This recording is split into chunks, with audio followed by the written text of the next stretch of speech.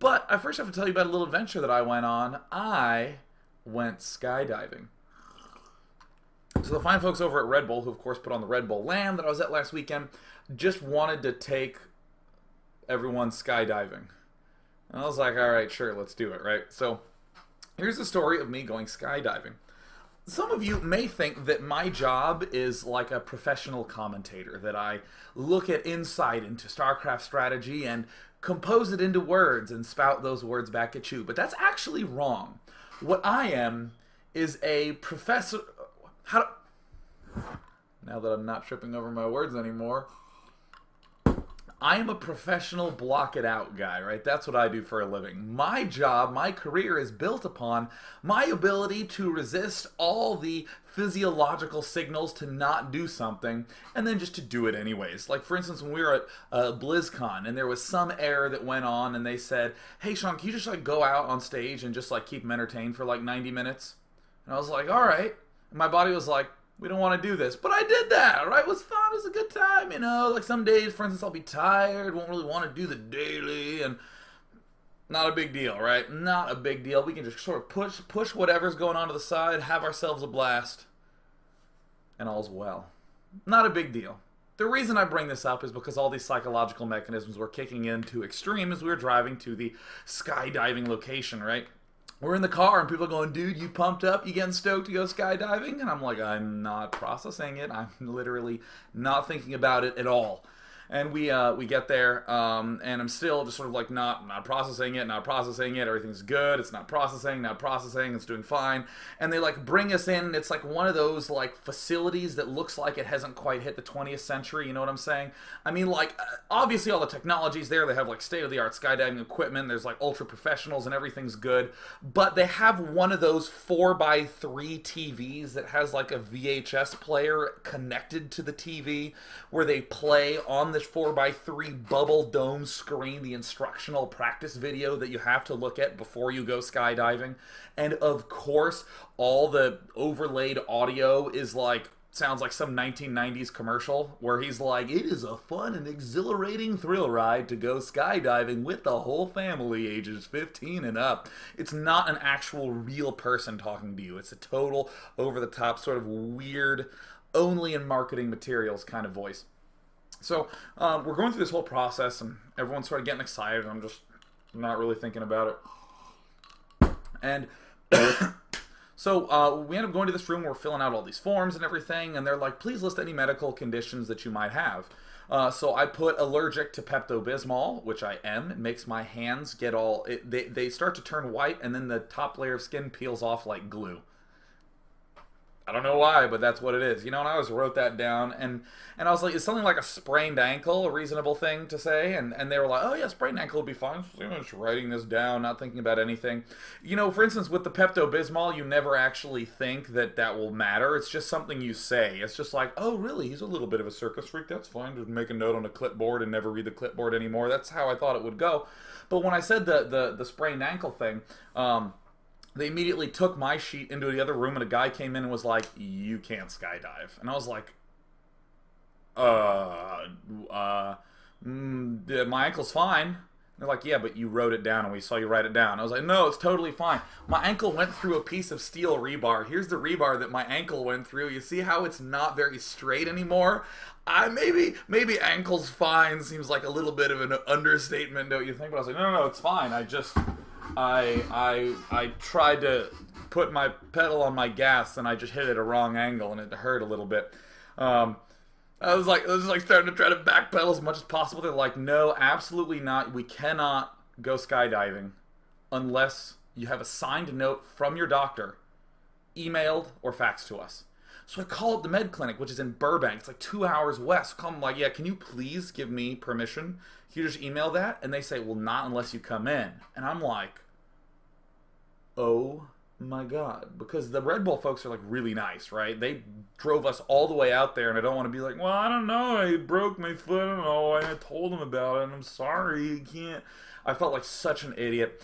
I went up to the guy, I was like, Sam, I can't go skydiving. I'm sorry, I'm so embarrassed. I shouldn't have said anything. And he does this. He literally goes,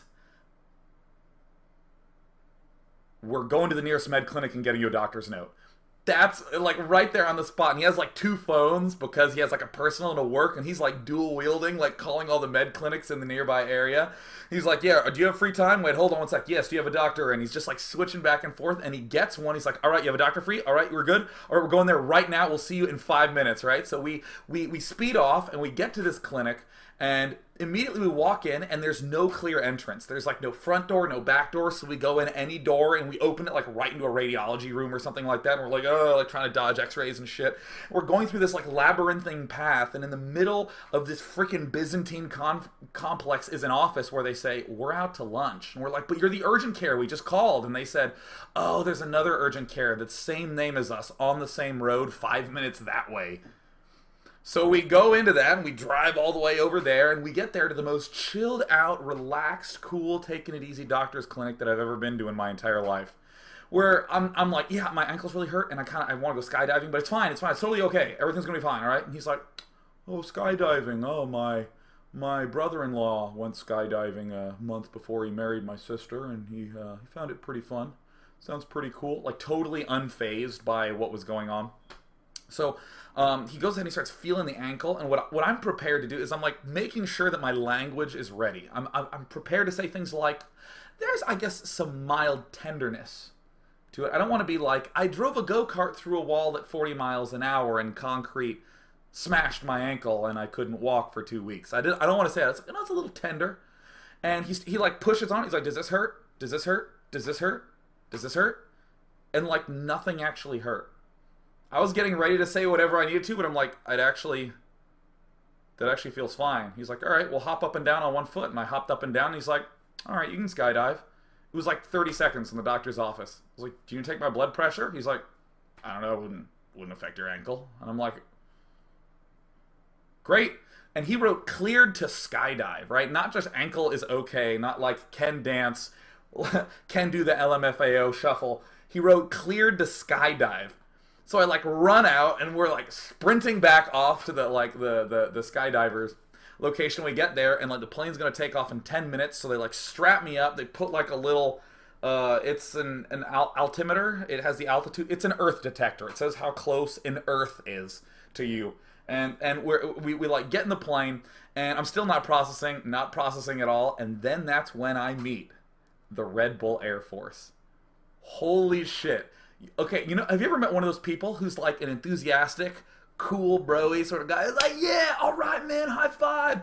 And if you're not quite ready and there to participate, you just know that they're going to shit on you within 5 seconds. Like, high five, man, high five. Whoa, what's with the attitude, bro? What's with that, And you're like, oh, God. Like, they did the enthusiasm high five, and they would wait a year for you to give them a high five back, and when you did, they'd go, all right, bro, sweet. So they like run up to me. They're like, oh, dude, what are you, Sean? Oh, sweet, I'm Miles, man. I'm stoked to meet you, man. It's your first time. Yeah, high five. And I'm like, high five. And he's like, yeah, it was awesome, man. I high fived him, and he said that was awesome. Yes, please, right? These are the people that are like the professional skydivers. Like this guy has skydove in a kayak and landed the kayak in like a perfect 10-foot grass field. So we go up into the airplane. I'm not processing. We start to take off, and the Earth detector is saying, well, there's an Earth getting farther away from us right now. And the plane, when you get into like a commercial airliner, they generally try to make it as much like just being in a nice place as possible, like being on still ground. You have like a cup holder. There's carpet. You're fucking like 10 miles in the air, and there's a carpet, right? Like, think about how ridiculous that is. And there's music and televisions and all that jazz. And the stewardess is asking you for, would you like ice cubes that are mysteriously cylindrical? You're like, I'll have multiple of those. This was just propellers and bent metal is what this plane was. I was so aware that I was not in a regular airplane. It was like a row of benches, a little bit of space, and a row of benches, and it's just open. Outside, you can look at with no obstruction, not through a window. There's the outside, and if you fall out, you'll die. And there it is. And people are like buckling their seat belts as the plane is taking off and like shoving each other and joking around and high-fiving. And I'm just like, not processing, not processing. Well, at least there's an Earth nearby. All right. And we end up getting up and I'm getting strapped to the person and everything. And he's like saying all these things. It's pretty easy. All you got to do is you squat and then you say ready, set, go. And on go, you just fall out. Don't jump, just fall out of the airplane. And I'm like, all right. And of course, the Red Bull Air Force, woo, it's going to be awesome, man. Sweet, woo. Like getting all pumped up. And I'm like, yeah, high five me. Yeah, that was awesome. Okay, come on. It's fine. So everything's fine. We're going to do this. So I'm still not thinking about it. I'm still not processing as we're getting to the edge of the outside. And so I'm sitting there and I'm squatting. I'm doing my immortal, but I have to have my arms up here. I'm sort of a hold fire immortal up there. And we go, and the way the rhythm is it's ready, set, go, and you fall out. And so what happens is we go ready, and then I lean forward and I look down and it's like Google Earth, right? I'm just like, oh, that's all of LA, okay. And then like set and lean back and I'm like, whew. And he says, and right before we're about to say go, I lean forward and I actually look straight down. And in my head I just say, I am so fucking stupid. And then they say, go! And I just, blah! And I throw myself out of the airplane. I throw it way too hard, so immediately we're upside down. And, like, I reorient myself, and there's the Red Bull Air Force with their little frickin', like, camera, just like, woo! So what I try to do is I try to go, fuck, because that's kind of the emotion that's running through my body. And instead what happens is I go, fuck, and air just shoves itself up my face, right? I try to scream, but the instant the f is done and I've opened my mouth, literally, like, it's 120 miles an hour is the rate you're falling, and that is air pushing directly up into your brain. I was having, like, pressure in my sinuses and my cerebral cortex and whatever the fuck is at the front of your brain, and I was just there like, and you might feel cool, but you don't look cool because your face is just like, I was like trying to make like little signs, and it's just the most weird combination of incredible, intense adrenaline rush and beautiful serenity as I'm looking down. And I did this weird thing. As I was screaming, then I looked down and I was like, oh, that's the Earth. So I spat, and it just goes like right on my face, and I'm like, better wait till the chute's been pulled before I spit.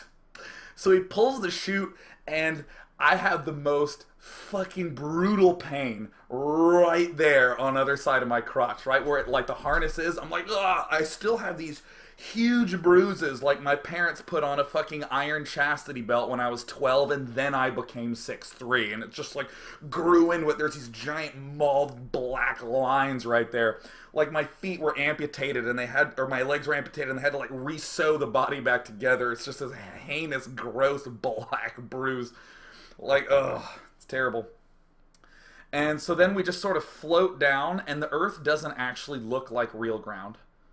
It does not look like a planet. It looks photoshopped. I kid you not. You're just floating down and you're like, SimCity 2000 got it dead on. I mean, the world is actually isometric from that vantage point. It's really weird. So I'm just sort of like, oh, okay,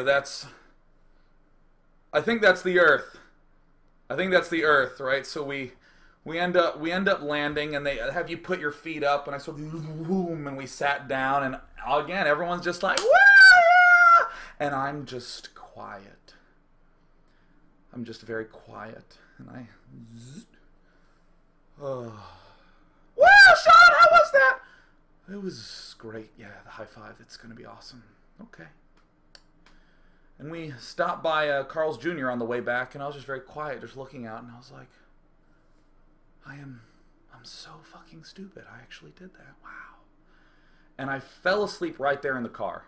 I didn't even eat the hamburger. I just fell asleep and woke up like an hour and a half later and didn't even talk. I just reached down and picked up my hamburger, and I was like, oh. I was like so hungry. Every single bit of like chemical in your body that does anything is just flushed through your system when you jump out of that airplane. And apparently that footage exists somewhere. And now that I've had a couple days to process it, I think I'm going to go skydiving again. I actually recommend it. It's actually a lot of fun. You guys should go skydiving. Oh, it's so awesome. I'll be like high-fiving you. Oh, man, it's so great. Just make sure you have one of those earth detectors. You don't want to fall and land up somewhere non-Earth-like, like fucking New Jersey. Oh, boom! So, I guess I'm going to do a daily at some point. That was a good punchline. Thank you. Take that, New Jersey. Got him. Yes. What is the day's topic for the day? Oh, yeah, Zerg vs. Zerg.